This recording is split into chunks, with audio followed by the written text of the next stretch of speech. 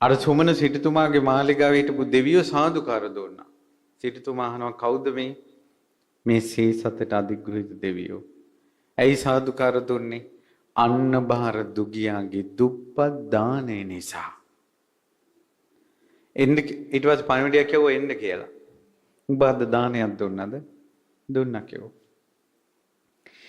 ඒ දානේ පින මට සම්පූර්ණයෙන්ම දෙන්න පුළුවන්ද?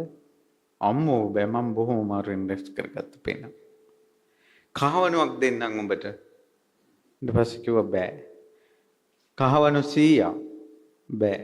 කහවණු 1000ක්. දුප්පත් හිතකට කහවණු 1000ක් කියන්නේ හිතන්න පුළුවන් ගණන් නෙවෙයි. ඒතර මෙයා කිව්වා පසේ බුදුරජාණන් වහන්සේගෙන් අහන්න ඕන.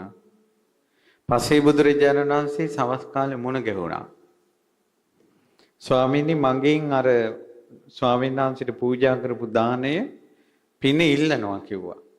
එහෙම දුන්නොත් මගේ පින නැති වෙයිද?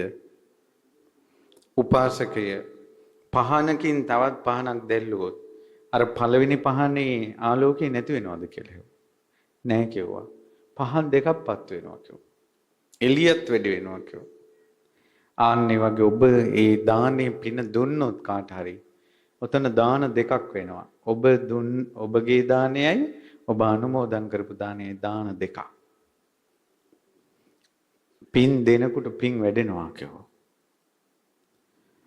සාදු කියලා ගිහිල්ලා සුමන සිටුතුමාට පින් දුන්නා. තුටු පඳුරක් විදිහට කහවණු 1000ක් දුන්නා. පින්වතුනේ පින සල්ලි වලට ගන්න පුළුවන්. දැන් අපි කියන්නේ පින් සල්ලි වලට ගන්න බෑ කියලානේ. පින් සල්ලි වලට ගන්න පුළුවන්. උණ්ඩපුව කියලා ජාතකයක් තියෙනවා. ඒ ජාතකේ විස්තර කරනවා මේ පින මුදල් වලට ගන්න හැටි. බුදුරජාණන් වහන්සේ දේශනා කරනවා මිල දීලා හෝ මිල නැතුව හෝ පින අනුමෝදන් වෙන්න පුළුවන් කියලා.